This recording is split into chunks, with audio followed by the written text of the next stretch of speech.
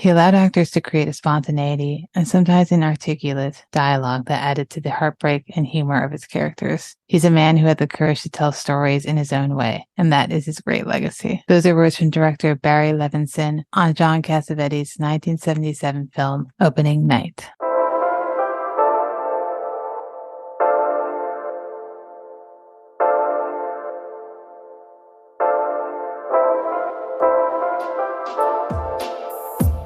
Seeing Faces in Movies is a podcast where each month I focus on the works of a different director or cinematographer. And each week I invite a guest on to discuss a film and the artist's filmography. Today we're talking about Opening Night. So a quick synopsis of the film is a renowned actress teeters on the edge of a breakdown as she counts down the days towards a big Broadway opening. The film stars Jenna Rollins as Myrtle Gordon, John Cassavetes as Maurice Aarons, Ben Gazzara as Manny Victor, Joan Blondell as Sarah Good, and Paul Stewart as David Samuels. It's written and directed by John Cassavetes, cinematography by Al Rubin, edited by Tom Cornwell, and music by Bo Harwood. Today, my guest is Martin Kessler, and I know Martin is a filmmaker, you're a writer, and all-around film fan. We actually know each other from film school, from probably too many years ago that I don't even want to get into the number.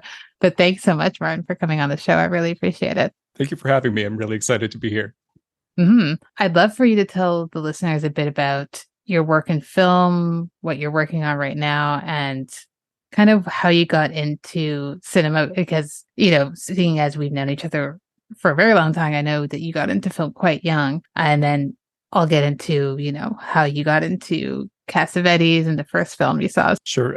Honestly, most of my work is in sound editing right now, but I love writing. I have a regular writing group. I'm always working on both fiction and also I like writing articles about film. Earlier this year, I had a big 3-part series on the good, the bad, and the ugly of the entire history of King Kong.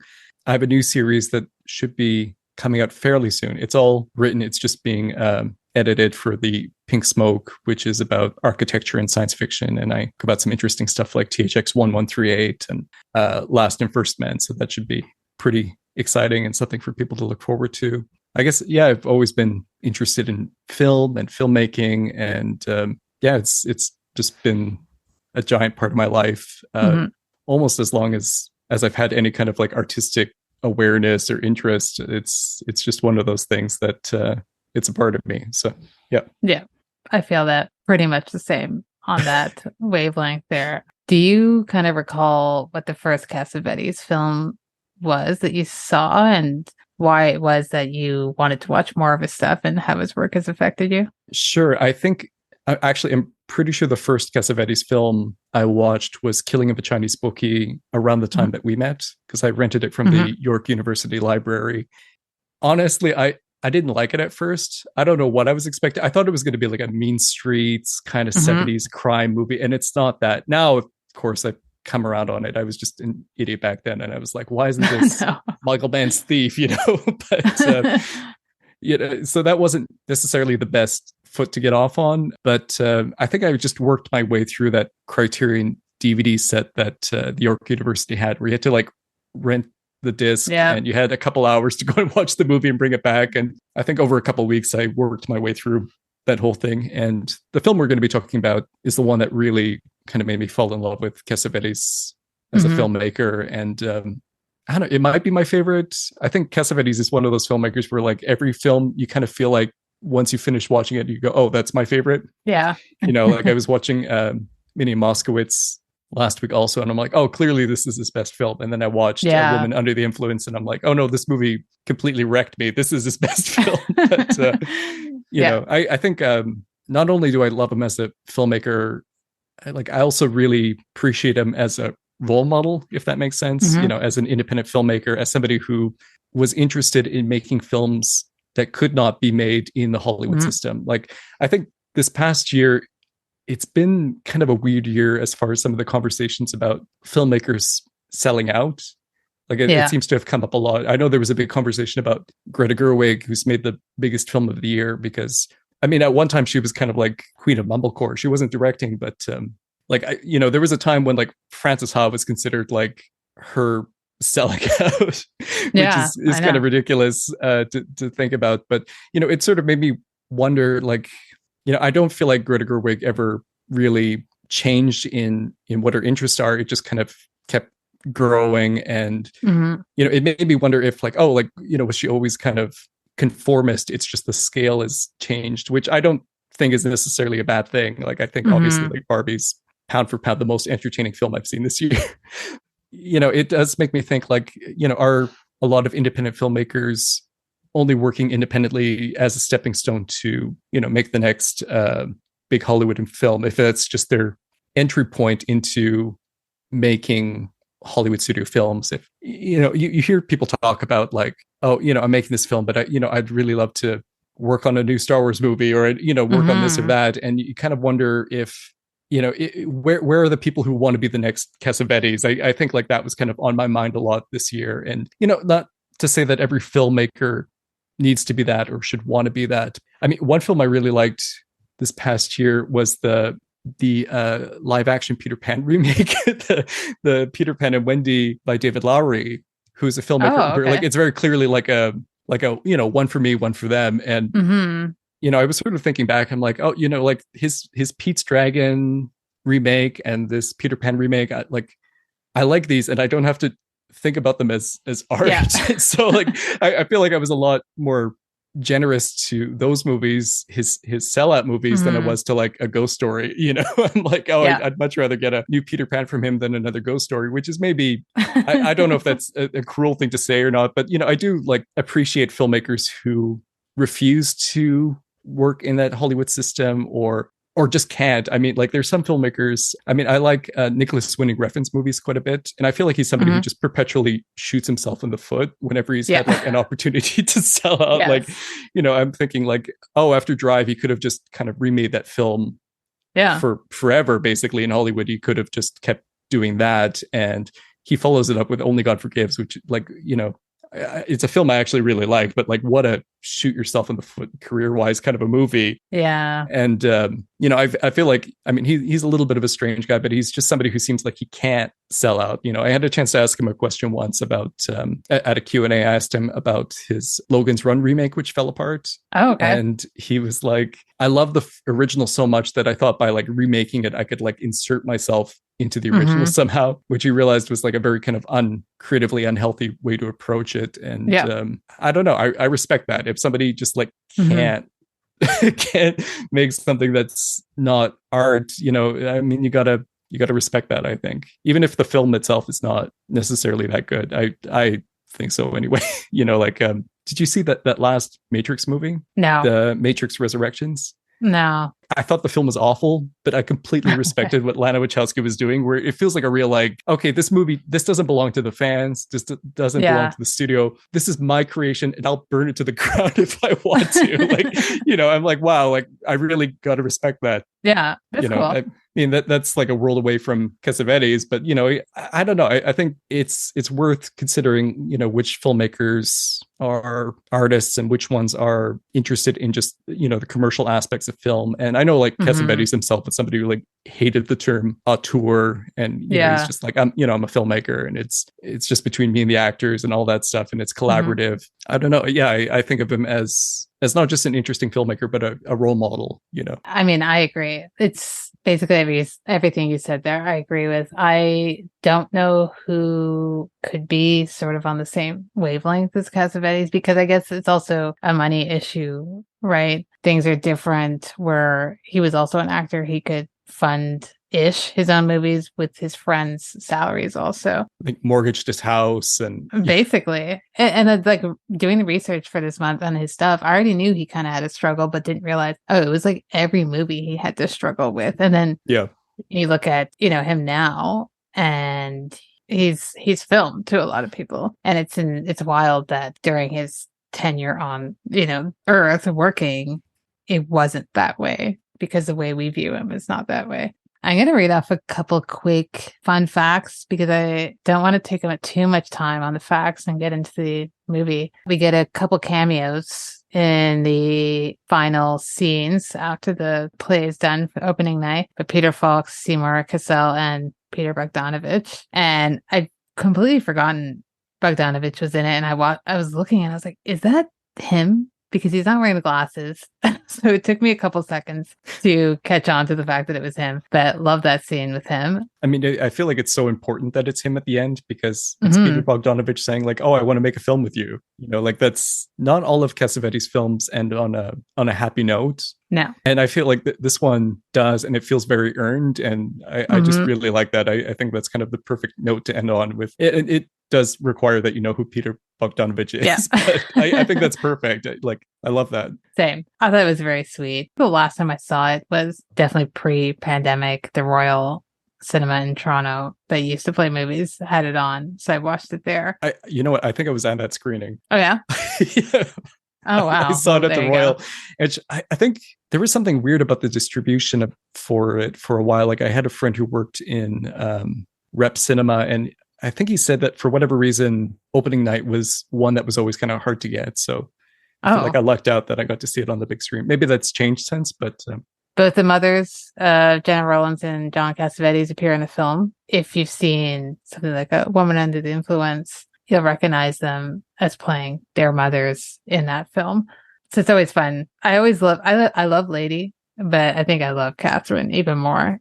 Catherine Cassavetes, because she's always so abrasive, and I love that energy from her. The last quick point was that Cassavetes had a huge problem getting the film distributed in the States. When it did get released, it was very limited, and it had a very poor performance at the box office. Once he passed away in early 89, the film was then acquired in 91 by a major American distributor for re-release. So I think that's why it got kind of a resurgence in that time, and it's one of the bigger ones that people talk about when they're discussing his body of work. So if you're ready to get into opening night, I am. One of the first points I wanted to chat about was the fact that it's essentially a showbiz movie. We're not talking about films, but we're talking about the stage.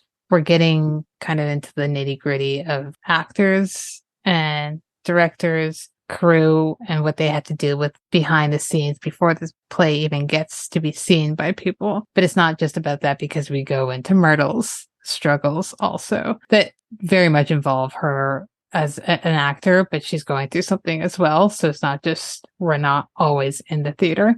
The play that they're putting on is called The Second Woman. It's written by Sarah Good in the film, who's played by Joan Blondell. And the woman that she writes is an older woman, and an older woman than Myrtle actually is in the film. And Myrtle's having an issue with kind of relating to this woman. As yourself, who is a writer, filmmaker, and I'm sure you've dealt with actors, I'm kind of wondering how you feel about her relationship with Sarah, specifically Myrtle and Sarah, and the fact that Sarah's written a script.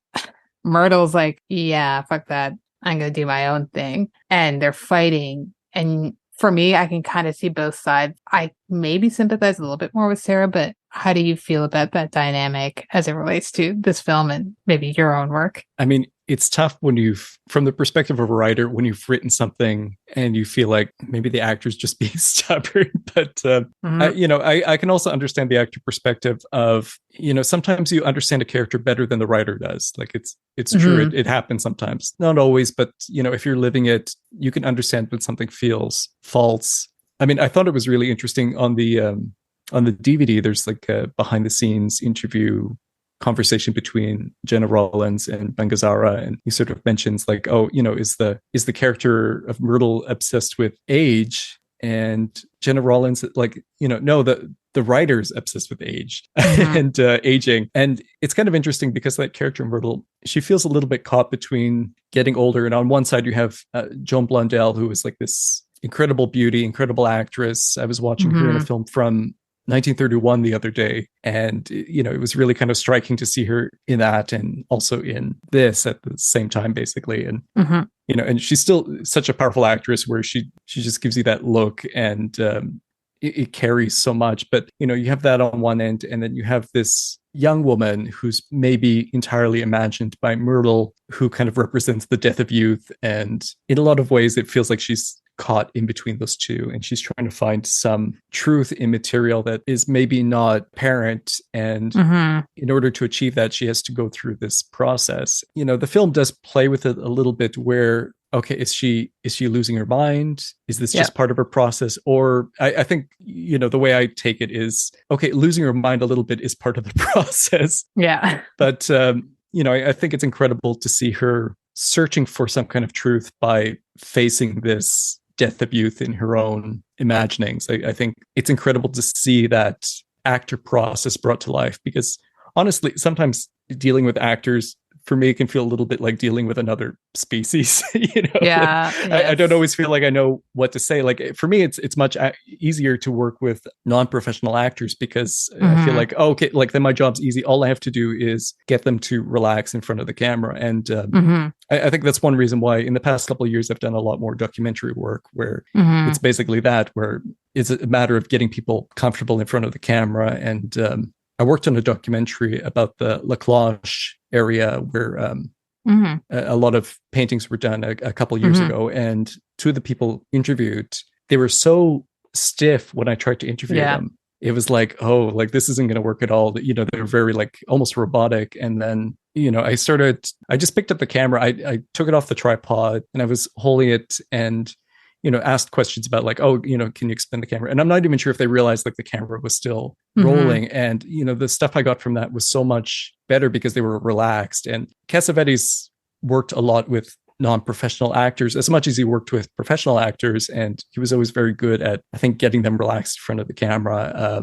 And for me, it was funny. The big guy in the Play Within a Play, the guy's name is John I think, they mentioned, he wasn't a professional actor. He was a Teamster. Oh, wow. And it's funny to get, a non-actor to play an actor. I don't know what that says, but he's great in that. And I think he is, Cassavetes, one of the things that I really like about his approach to dealing with actors is it seems like he was really great at establishing a level of comfort, a level of intimacy where actors could explore things and people could be themselves. And, I think like a lot of great actors, what's kind of great about them is they're not really acting, they're discovering something, they're exploring something, they're not necessarily putting on a performance, and I remember reading this interview with Linda Mance where she talked about like why she got out of acting, and she said like, I never really felt like I was acting, I felt like I was just being myself, I almost felt like a imposter or something like that. But I think like, oh no, that was what was so great about her. But I feel a little bit like that looking at some of the actors in his films where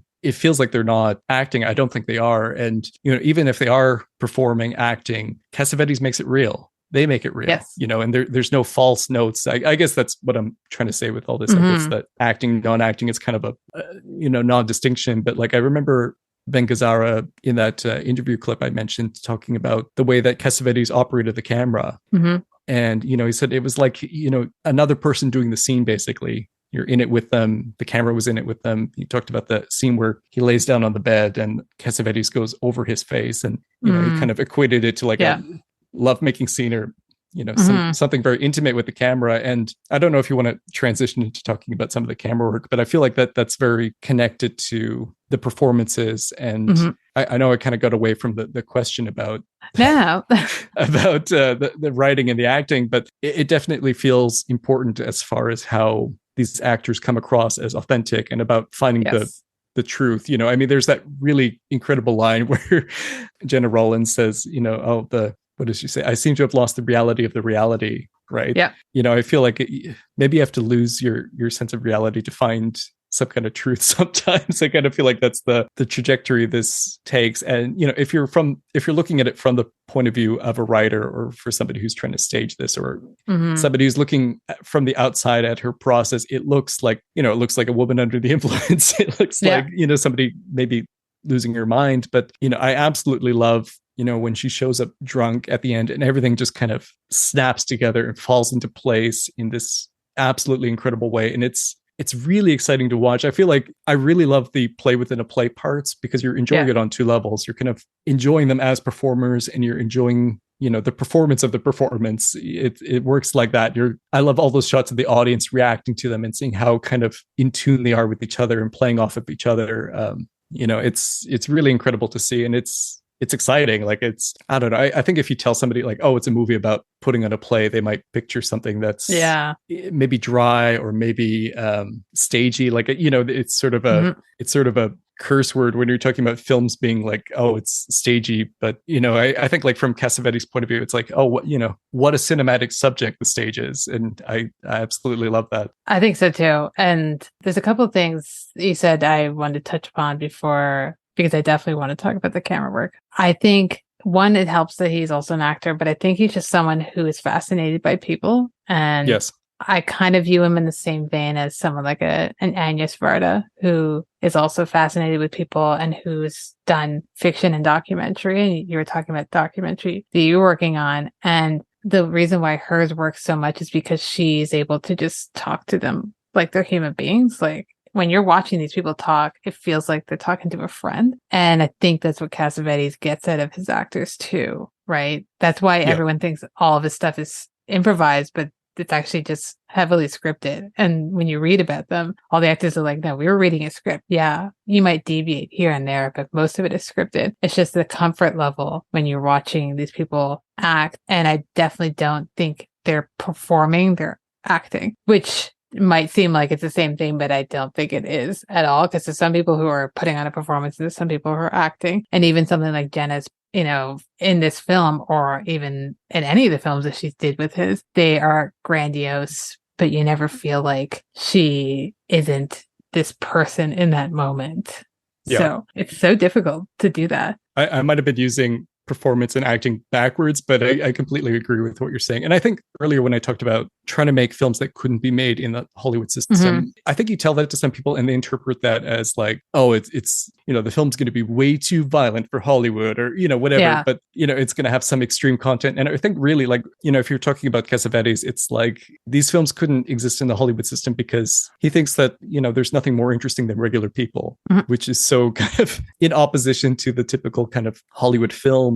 It's based on stars and spectacle, and it's like these films couldn't exist in that system. And I think a lot of actors turned director, there are certain characteristics that you see pop up. Like there's a tendency towards the climax of the films being based around something performative or something very grandiose, people crying, people screaming and yelling. And I think like to some degree that's also true of Cassavetes. I mean, there's obviously exceptions, but I think like a lot of actors turn director, you see those traits. But I think you're absolutely right that what the difference is he can go that big and it doesn't feel false. It feels still rooted in truth, and it's not this kind of big performative thing.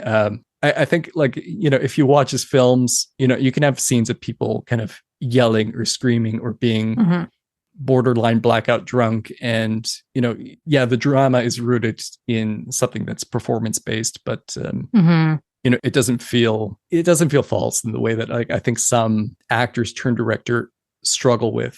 I think like, I don't want to badmouth anybody, but like I think if you look out for that stuff, you can definitely notice it in a lot of movies where it's like, okay, this actor's idea of drama is two people screaming at each other.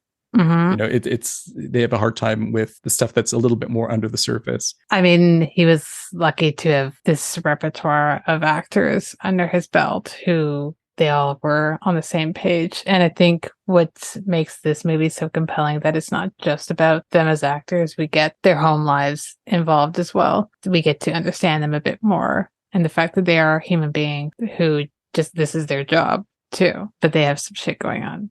But I'd love to talk about the camera work in this because he's never been like a flashy camera person essentially, and he doesn't often work with cinematographers.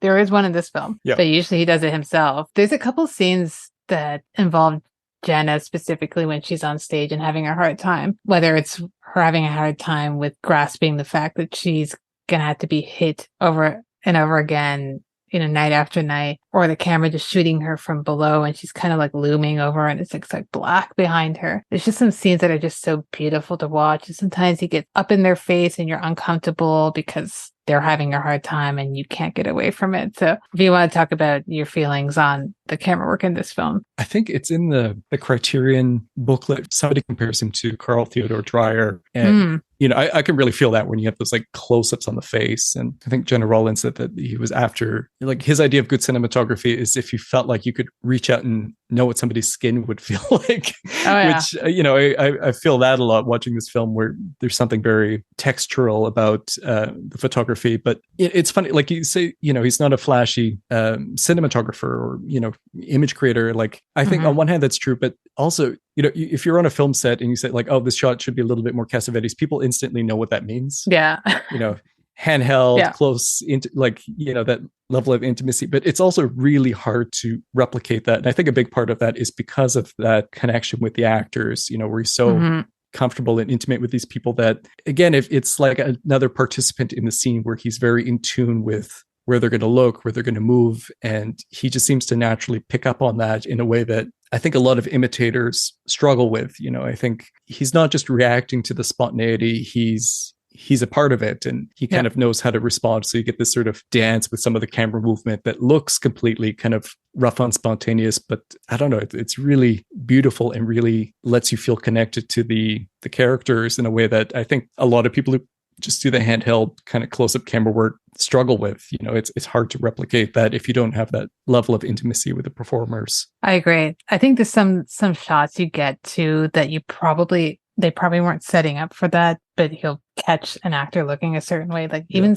I love Ben Gazzara, and I love him in Cassavetes films specifically because he always kind of has that murky look on his face because he's technically always the one in charge when he's in his films. And there's a couple shots that flash over to him and just the look on his face. And I'm assuming that probably wasn't planned to go over and have that shot on him. But he was like, well, I got to look at him, right? Yep. You got to look at him because he's just so interesting to look at. So it's just that, and just knowing what everyone has to offer down to someone who was in one scene. He just brings out kind of the best and the most personal aspects of everyone and their performances. Because even a lot of the actors he's working with, he's worked over and over again. And you might be like, oh, Peter Falk is kind of always the same in movies, with Cassavetes movies, or Cassell's always the same. But it's like, no, he knows what they have to offer. And why not utilize those elements in the character they're playing? So it's interesting because I think that's the job of a director, is to relate to your actors. I know it's difficult, but it should be that because you're directing them. So before we kind of get into her and the ghost of the woman who was killed, talk about her relationship to alcohol and her addiction there. Some people I'm reading kind of view it as it's heightened due to this play and her not being able to handle the age aspect or this other woman who's haunting her. But we kind of are set up to know that she has had this issue. It's been there. People just accept it because she's the talent. She still shows up and does her job. And we see that literally to the end where she can barely stand up and still puts on the performance of a lifetime at the end. Yeah. And the way that the film treats her alcoholism and the men surrounding her and the way they either judge or use her for as it relates to that addiction is interesting because we've got three men. We've got Manny, who's Ben Gazzara, the director. We've got Maurice, who's Cassavetes, plays kind of her sometime lover. They've had history. And to some extent, we also have David, who's Paul Stewart, who I do want to shout out because I love him. And it's so nice seeing actors that you see in older films and see what they were doing later on in their career. But we have David, who is kind of like a father figure, but not really too, because there's something else going on there. So how do you feel about using alcohol as kind of a crutch in this film? Because it's obviously something that comes up a lot in his films, basically in almost every film. And it's also a part of his life too. I mean, it's tough for me. Like, I don't drink at all. So I'm coming at this like as a complete outsider. But my take on this character on Myrtle is that I don't think what she's doing is falling into an alcoholic addictive pattern. I think she's really pursuing something that, like, it does flirt with self-destructive behavior, and you do see some actors struggle with that. And it's one of those things where, like, I mean, not just actors, all kinds of creative people, you wonder, are they self-destructive because they're creative, or are they creative because they're self-destructive? To me, it feels like Myrtle, it's part of her process to get there, to hit that rock bottom. I mean, just coincidentally, I was it was talking about The Exorcist, the first movie, a couple of weeks ago, and going through all the special features. And in one of the making of documentaries, there's a really great conversation with Mercedes McCambridge, who does the voice of the devil in that. And she talked about she was somebody who had struggled with alcoholism a lot in her life. And, she, I guess when she was cast to do that voice, I think she said she asked her priest for permission to drink again, because she thought that's where she needed to go. She needed to drink again to find that hatefulness, that place in her that was very dark. And it's not exactly the same with this character, but it's a little bit like that, I think, where she needs to find that place which is maybe a little bit out of reach without the alcohol. I mean, it's so nerve-wracking when she shows up to the opening night at the end, and she's ready to fall over. And theater, it's, I'm sure, much worse than film, because it's all happening live and it's spontaneous and things can go really wrong. So it's nerve-wracking to watch her in that state, and then just to see how it all kind of comes together and how it all works. I think at that end point, you can appreciate where she was going with all this stuff that maybe to the men in her life looks like her falling into this pattern of self-destructive behavior, or, to some of the other people, the other characters in the story, it looks like her losing it, Just coincidentally also, I was watching, in this, I was looking at Zora Lampert, and I was I saw her something recently. What did I see her in? What did I see her in? And I realized it was Exorcist 3. Oh, yeah. So I had Exorcist on the brain the past 2 weeks, I guess. That's fun. I think that's an interesting point of, I don't think that she's self-destructive. I think it's very much she needs to get to a place, especially because she's so, concerned with the fact that she cannot relate to this woman. For me, I do drink. I don't know that I've ever been falling down drunk like that. And the whole time I just was like, she's going to vomit on stage. How is she not sick to her stomach, throwing up everywhere? But it's interesting, even the relationship with Manny, when she does finally show up to the opening night. Yeah. She's falling down drunk, and he's yelling at her to get up and walk to her dressing room, because he knows that she can do it. And he wants to make her do it. But from the outside, and all the people in the film on the outside who are coming in. It looks like a disaster.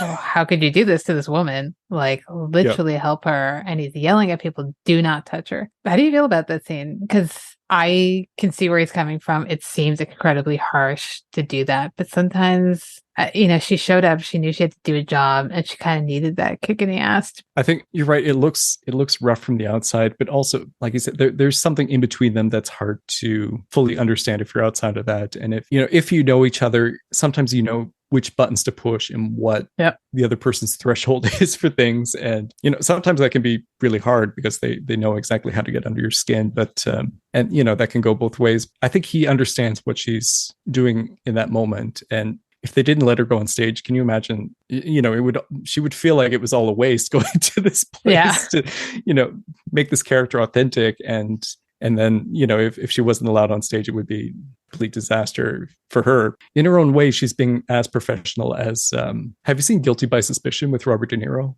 about the McCarthy era? That's been on my list for so long.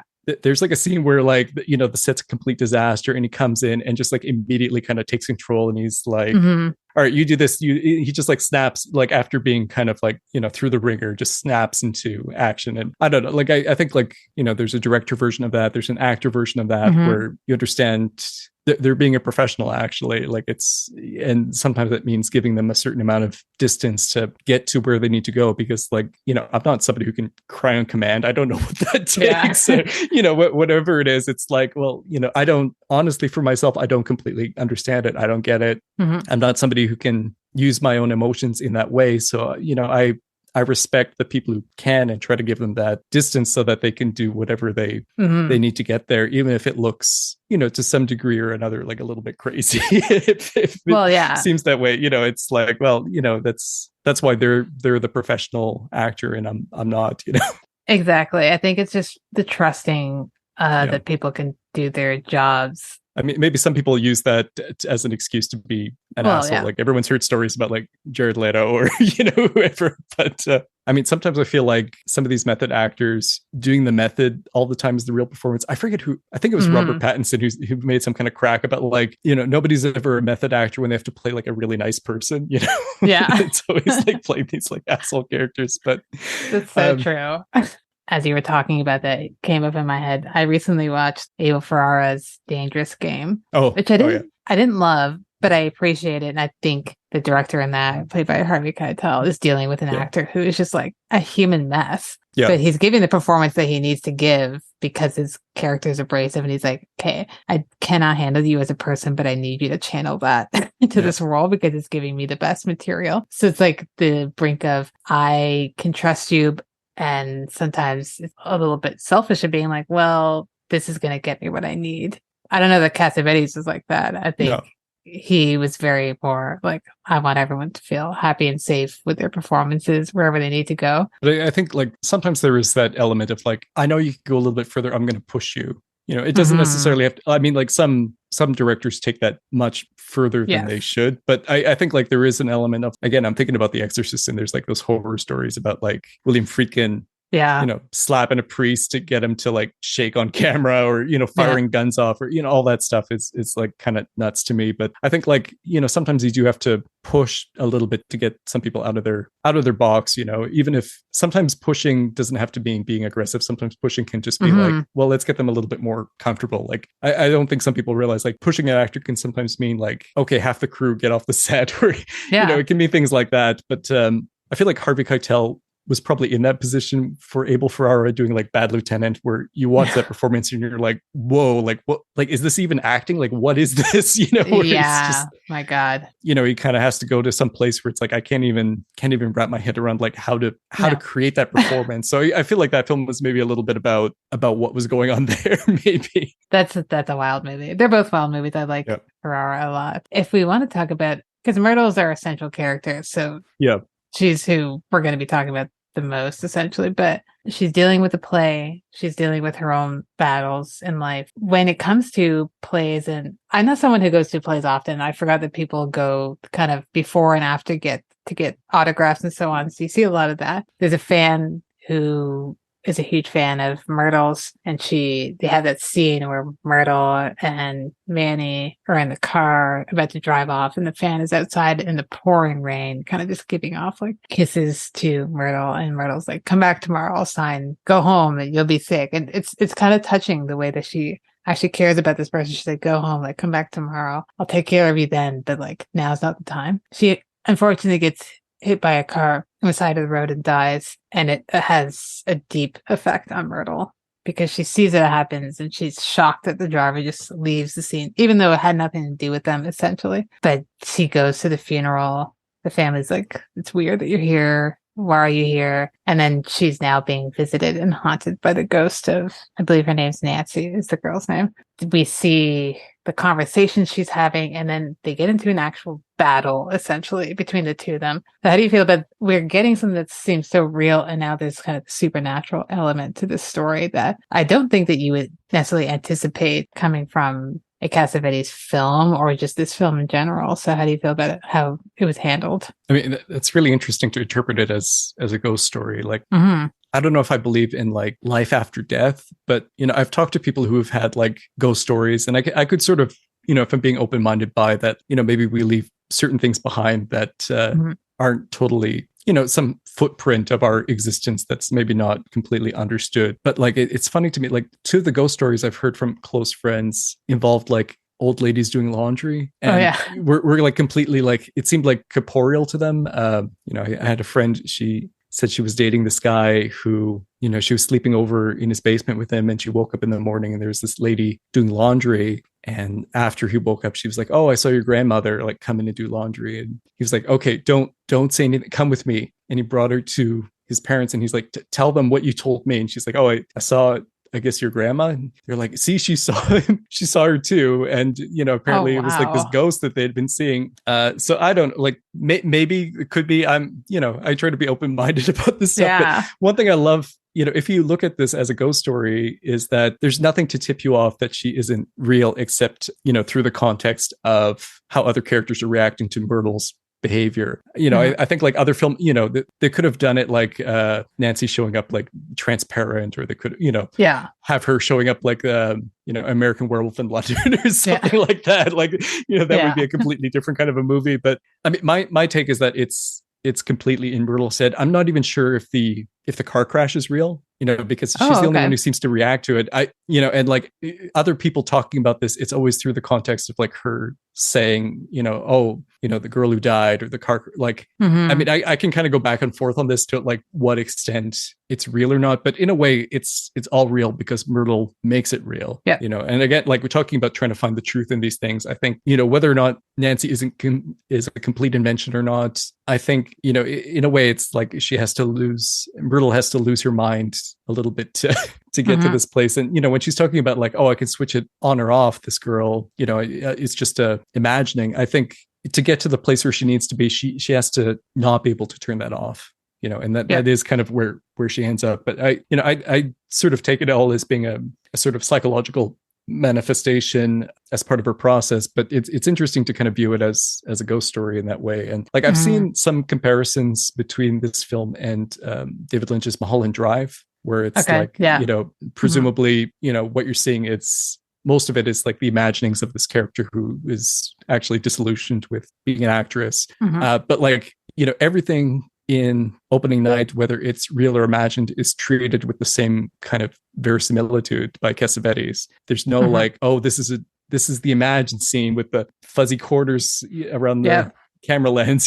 There's nothing like that, which I think is really fantastic, because I think when you're kind of losing your mind, everything feels as real as everything else. That's the problem. It's not that you're having some kind of a delusion. And I don't know, again, like going back to the questions about the alcoholism, I think for me more than this one, Woman Under the Influence is the one that gives me a hard time, because like I have a family member who's manic bipolar, who's struggling with some addiction issues, and it's like that where you want to help and you can't, and it's a really really hard thing to go through.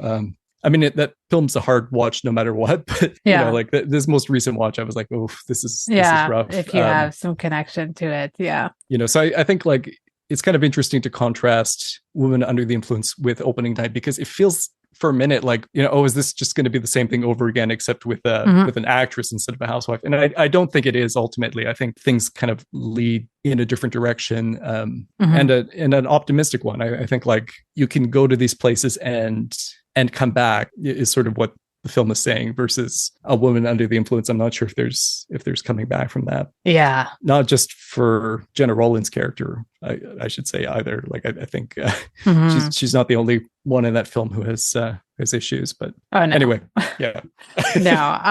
I agree with all that. There's a point that you brought up, and I'm glad you brought up, because I wanted to say what I love about the element of Nancy, is she real or is she not? Did she even exist at all? Did she die? Is when you get to the fight scene, because oddly enough, there's a fight scene in this movie, but it's not the fight scene that you think it is. There's a battle that they go through. Cassavetes could have cut to a shot of Myrtle just fighting dead air, and he doesn't. like Fight Club, yeah. Yeah, we never get that. And that's what I love the most about that, is because we're fully on board with the fact that in that moment, I'm like, there's no way this woman isn't there in that room. Whether the other woman in the room, I believe it was Lady Rollins at that point, or it might have been Sarah at that point, was in the room with her, and we don't get to see what their reaction is. We're just seeing these two women duke it out, essentially, but we never not see Nancy. We always see them, and we see her. She's got a bloodied face, and she's like on the ground because Myrtle beat the shit out of her, essentially. And I like that he has enough respect for the character to not be like, okay, so now I had to tell you that it's actually all just in her head. Yeah. And people are just watching her having that downfall. I think even the characters in the film, they're very concerned for her, because they should be. I mean, that scene when she goes to Joan Blondell's character's place, and she's just smacking up against the door and against the door frame and stuff like that. It's like pretty harrowing to watch. It is. But I think that they have so much love for her that they never kind of talk down to her and are never demeaning. It's more so like, okay, let's get together here because we know what you can do and how can we help you. Maybe you should have a meal instead of a whole bottle of whiskey tonight. If we kind of track back just quickly to, again, the men in the story, we kind of talked a bit about her and Manny, Kazara, whose wife is quite involved in the film as well. She's kind of background. She's very outside of it. And she's essentially a bored wife who... She's so much fun to watch. Like she that is. scene where he's on the phone and she's like rolling around in the bed and like fake. I mean, talk about like fake fighting herself. She's doing that in that scene. So I guess you do get a little bit of somebody fighting himself, but you do. Yeah, she's great to watch. She is, and I love her performance, and I love that character of her being like, I know what's happening between the two of you. I know that there's something going on, but I am here for support. And I think she's just kind of fascinated by the whole thing because it's so far removed from her life. And then you have Maurice, who's played by Cassavetes, and he has this line of being like, I don't view you as a woman anymore. You're the star of the show. I just have a small part. You can't be wasting your time with me. Like, I can't afford to love you because I know I'm going to get burned. I think because he knows that, again, she's doing it for the role. So if he gets emotionally invested for real, he knows it's going to burn him. He knows it's not, it might be real in the moment, but it won't be real long term. So once the show closes, she's gone essentially. I mean, you see, like some people don't always get like film sets. People fall in love, people get divorced, people make enemies for life. Like it's one of those things where, I mean, not every film set, obviously, but and I'm sure it's true of theater also, but like there's some really intense emotions, and sometimes you have to have that self-awareness of like, okay, is this for real or is this for the movie? I do love when Cassavetes casts himself in a film, although his character is not that bad in this one, but he often plays like quite unlikable character. He plays one in this, and then within the play also is an unlikable character. Just the scene of them practicing the hitting and her just being so mad when she sees him like kind of raise his hand a little too high where it would have been like a harder blow. And just the dynamics between the two of them is really beautiful to watch. And Minnie Moskowitz, he's also plays a really nasty character too, even in Husbands. So just the way he's kind of like, yeah, I'll play the bad guy. That's fine. You don't have to love me. I mean, there's something a little bit self-deprecating about it. I think it might have been in that interview clip with Jenna Rollins and Big Azara, where she sort of says he fell out of love with acting as he became more interested in filmmaking. And I think at that point in his career, for Cassavetes, acting was something that he could do to help raise money to go off and make his films. So I think like I kind of get it where, he's fine playing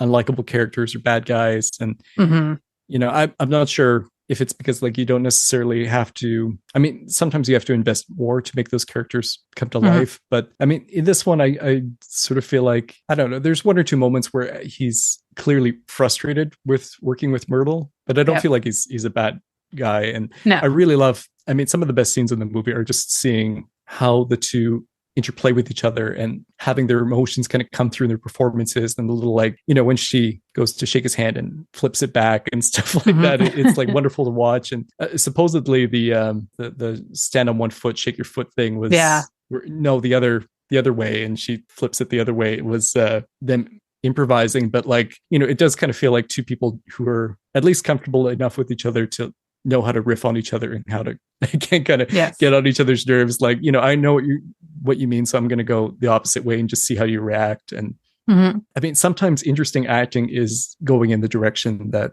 somebody's not expecting. So I love watching that stuff. Yeah, it's interesting because I find him to be such a compelling actor, but I think he's often cast as, even outside of his own roles, as kind of like the guy you don't trust. It might be also due to Rosemary's Baby, but it's very rare that he gets cast as like this very sweet man. Like even like, have you seen The Fury? De Palma's The Fury? Yeah. That's the performance is like, a part of me wants to say it's my favorite one because it's just so insane, that performance in that film specifically, because he was like in his own film, and that it's just so much fun. And it's like, I think he did it right after this. Oh, that's right. They must have been right around the same time. Yeah. I didn't even think about that. Because it was a big enough budget for that movie. But even in like The Tempest, which I don't love, he's not playing the greatest of characters in that. But I just love them being so comfortable with each other. And I can't imagine, I'm not married, but I can't imagine what it would be like to have to work with your spouse so often. Like, they obviously had a bond, and it's like something to admire, because I feel like most people should like their spouse, but it doesn't happen often. No, it's true. I mean, you really get the feeling that she was his muse.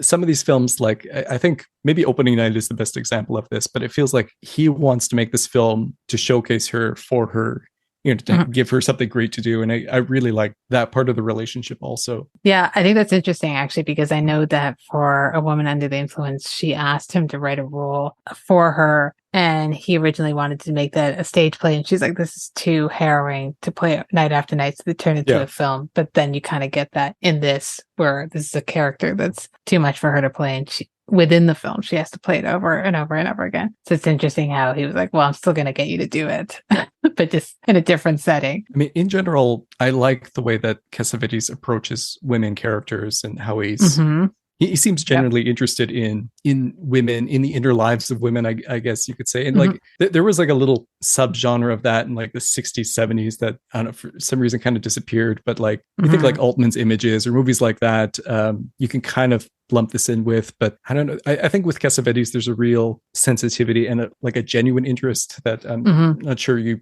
find in a lot of filmmakers who have movies about women as the main subject, or even in the ones where women aren't, like Killing of a Chinese Bookie. I still feel like he's conscious of that and interested in that. Oh, very much. That I was going to say, because it's very rare that it's not a woman who's at the very forefront, but then the women who are in that movie, they're not just kind of side notes. There's depth given to them. So it's interesting, him being so interested in something like the life of a housewife, essentially, and how that goes from there. So it's just good writing. Yeah. One of the last parts I wanted to talk about was, we kind of touched upon the ending of this film and the ending of his other films and how they don't always end on high notes. It's weird because A Woman Under the Influence, there's so much going on up until the ending, but then the end credits scenes is them kind of dressing a table, and you as the audience, you're just like, okay, this is not going to continue from here. It's going to just go. But then even like a Minnie and Moskowitz, it ends with apologies to anyone. It's not a spoiler. It ends with they're married and they're a happy family, but then you're like, is this gonna last? You don't know. And it's the same with this, where at the end they had a great performance. She's being congratulated. She's probably going to be in a Bogdanovich movie. But where does she go from there? Where does the play go from there? Because she's Bogdanovich says, oh no, we lost all our funding. Yeah. So like, how do you feel about the ending? Do you think it's a hopeful, or does it matter if it's like, it's contained, it's fine that night was great, it doesn't matter what the next night was like? For me, one of the reasons why I do take it as a hopeful ending is I think it's saying, partly for women actresses, that your career's not over when you hit middle age. That there's still room for great performances and great roles, and maybe even Bogdanovich films. And like, I think part of that is done through not just Jenna Rollins, but like, again, giving Joan Blondell a great role in this film. I think it's it's saying you don't have to be like Nora Desmond. So I think, like, not just in an optimistic sense of what happens to that specific character, but I think it's an optimistic view on its own themes that I really appreciate that. Like, I don't know, in my head, maybe Myrtle goes on and stars in Gloria next instead of Jenna Rollins. I think in some ways, like, her career is just getting started. Like, she's maybe not just getting started, but hitting her stride. You feel like that at the end, like, oh, she's reaching that next level. And in some ways, you need to let your youth die to achieve that. I kind of feel like it's something the film is saying. And there's a lot to admire about youth, and it's this it's like this, again, ghostly presence in the film, this daunting thing of this young woman who, in my mind, the character Nancy is young Myrtle, and that's not explicitly stated, but like, she looks a little bit like young Jenna Rollins. I was gonna say she does. Like, in my mind, it's like, she has to kill off her youth to move on with her life. And I think, like, not even just for artists or creators, I think everyone has to kind of go through that at some point. And for me, it's an optimistic film because it says that, well, like, youth isn't everything, and sometimes there are great things that can only be achieved or experienced by leaving that behind So it's optimistic, I think. Yeah, I could view it like that as well. I think I agree that I think Nancy's probably just young Myrtle. But oh my God, when she's talking like, and I like sex, and she's just going on like trying to, rub her face and everything, that like when you're not a teenager anymore, you kind of look back and there are certain things you say like, oh, like, geez, I miss that about myself. But, there are a lot of things that like, personally, I'm happier now, and I feel like more satisfied with who I am now than when I was a teenager. And I think like there's something like unhealthy about trying to perpetually keep that childhood alive, and eventually you run into the point where it holds you back more than anything. I mean, like, it's good to keep certain things, childlike sense of wonder, but I mean it's been a subject that a lot of people have tried to address, specifically with our generation, how like a lot of people our age seem to have not grown up, and the films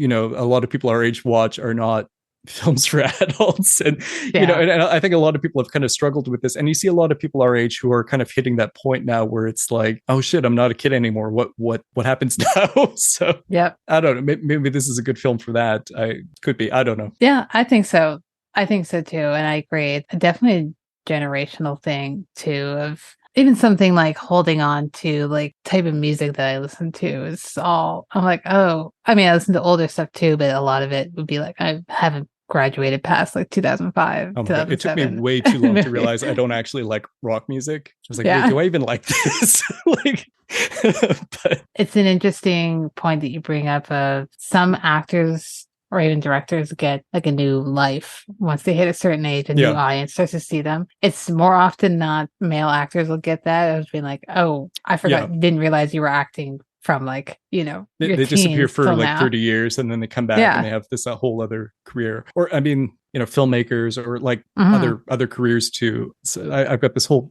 theory going with my friend Christopher Funderburg about how some filmmakers have like a first film where they kind of reach the end point of like a certain focus of their career, and then they have to kind of go and reinvent themselves. And it's usually this like awkward, weird film where it's like they have to rethink who they are as a filmmaker. So like, I always think like my go-to example is the Kurosawa film Do Desu Den, where, he's like the first part of his career culminates in Redbeard. And it's like, okay, that kind of says everything about what he was saying about, humanity and all his themes in the first part of his career. And then he goes off and makes Do Desu Den. And it's like, oh, what is this? I mean, I always think like, if Kurosawa had managed to kill himself after that film, like he attempted, we would all say like, oh, he was the great filmmaker who had that like one weird kind of bad one at the end. But then, you look at it in context of where he goes with like Dersu Ursula and Kagemusha and Ran and Dreams. And it's like, oh, okay, it fits into this other second part of his career. So for me, that's just one example I think of. But I think like sometimes you do hit a point in your life where you have to reinvent yourself. Otherwise, you're just repeating yourself. And I think it's probably true of actors. It's probably true of a lot of things where it's awkward to like go off, and it's kind of painful and maybe embarrassing to like reinvent yourself and grow. And usually the first attempts at that are not great.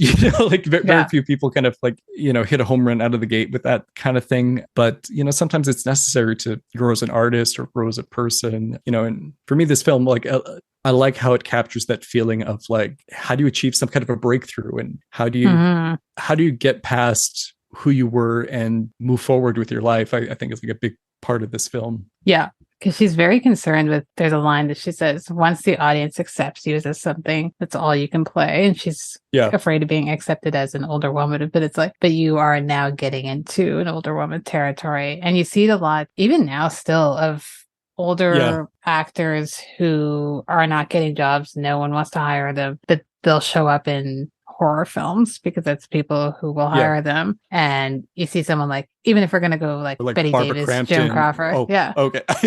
Like those let's go with yours.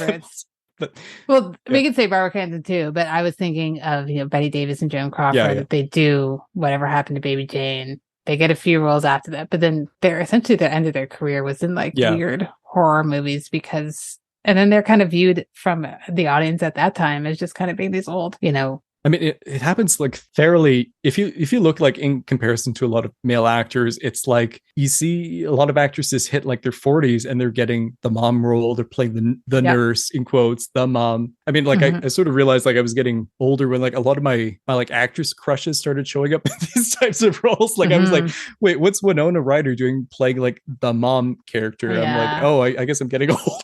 But but like it's very unfair if you look at that in comparison to like, a lot of male actors who like sometimes get the best written material and best characters when they're at that same age. And, of course, you have your grand dame actresses, and it's maybe a little bit better now than it used to be. I'm still like, I still don't think it's great, but we've got like our Isabelle Hubers and people like that who are, getting these phenomenal characters. And you have to be European, essentially. It helps. It helps to be European, especially French, to just feel like given these legit roles. I definitely think it's better.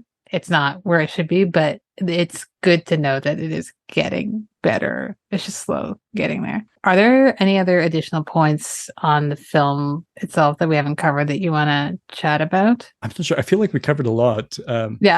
I don't know. Is there anything I didn't mention that you think I should have mentioned?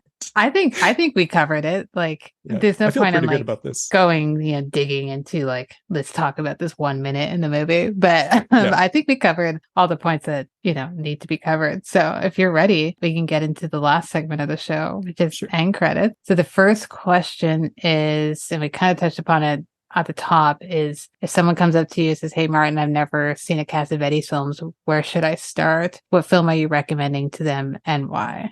I know it's dependent on the person, but generally, I would say it probably depends. Like, this is probably a pretty good one to recommend as an early Cassavetes to people. This is what got me hooked. I think if I'm talking to somebody who's not as into film, I might recommend Gloria, just because like I think you're going to enjoy that no matter who you are.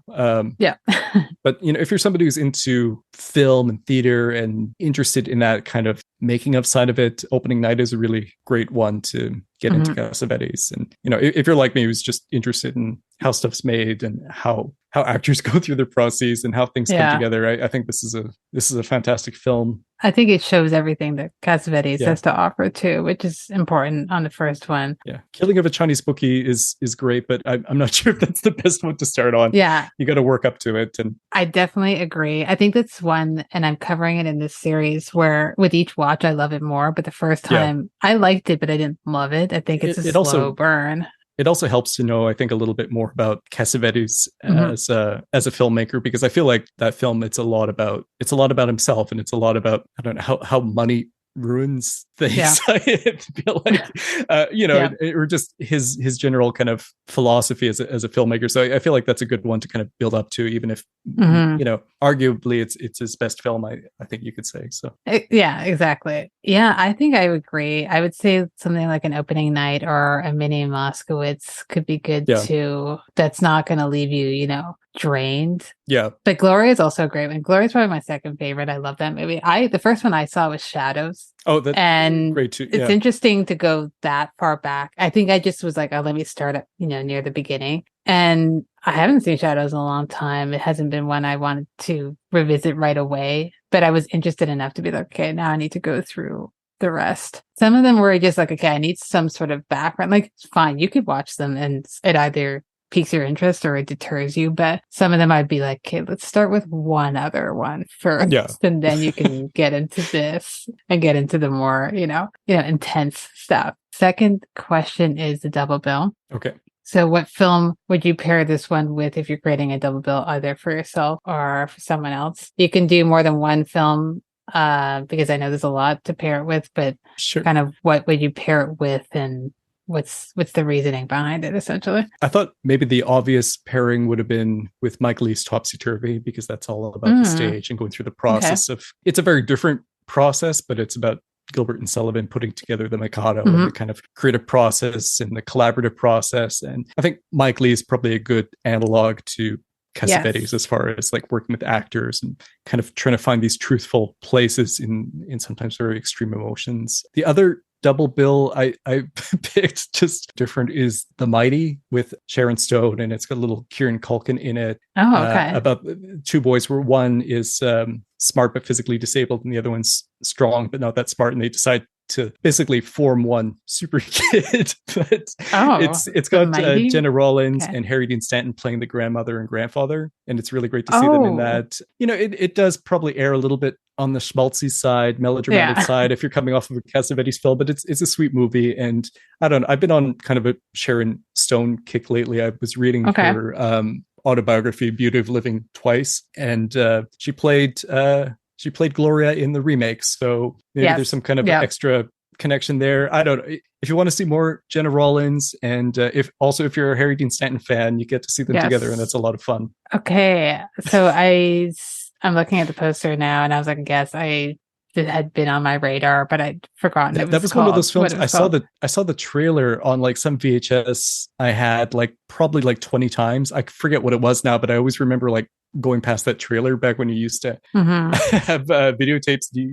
fast forward through stuff, but then I didn't see it for like 30 years or however long, and then probably like more like 20 years. But then I finally watched it like maybe 2 or 3 years ago, and I'm like, oh, this is sweet. It's got like one of those casts that hard to replicate because it's like the right amount of people who are kind of like on the upswing in their career that are not quite famous yet. Like it's got James Gandolfini like before he was in Sopranos or stuff like that. And I'm looking at it's got a couple actors who now. It's good. It's I see Meatloaf is in it. Sting is in this movie. Yeah. Gillian Anderson. That's cool. Okay. Well, I'm gonna have to look out for that. Maybe make it the double feature. Don't start off with it opening night. But yeah, exactly. Those are two interesting ones. I have 3 that I'll kind of rapid fire name off. So the first one I thought it was Beware of a Holy Horror Fassbender of just going like really intense, kind of obnoxious double bill. It went from like my least favorite Fassbender movie to like, maybe not my most favorite, but it was like a big swing where I was like, oh, I hate this movie. Oh, this movie's kind of secretly amazing. It's definitely one of those on the first watch you're like, this is a lot to get through, and then it builds with you. I mean, I love Fassbender.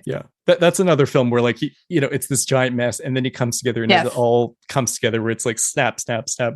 Exactly. So I figured that would be I probably would start off with that, and then opening night second. Another one where I'd start off with first would be Living in Oblivion, the Tom DiCillo. I thought that would be a fun one to just kind of also a messy set. And I think about the Peter Dinklage scene like on a regular basis. It's like one of those things that like every time I see somebody who's like an actor with dwarfism in a movie to be like, oh, isn't this weird? I just go right to that scene. Yes, I like that movie a lot. It's a lot of fun. I still would start off with that and then opening night, and then the third one, which is just kind of playing off the meta elements in this film. And I would start with opening night first because I'd want to end with Real Life, the Albert Brooks movie, just because I think it's another level of chaos in that movie. And I think you kind of want to end your night with that, and just seeing, how dark a director can get when pushed to the edge, and they're pushing the people who are involved in the film to the edge. So it would be a fun parallel to opening night. So that's a great, very chaotic kind of marathon.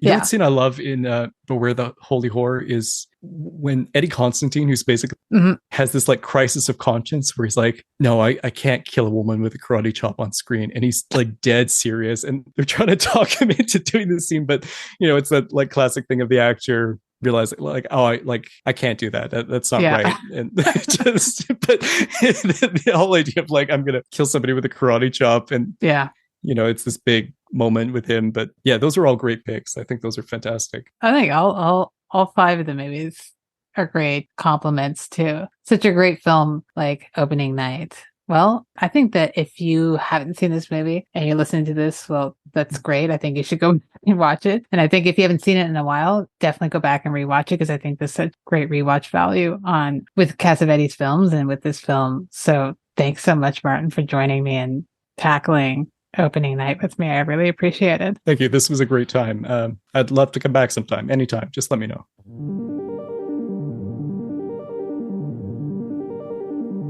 Seeing Faces in Movies is an official podcast of the Royal Film Club.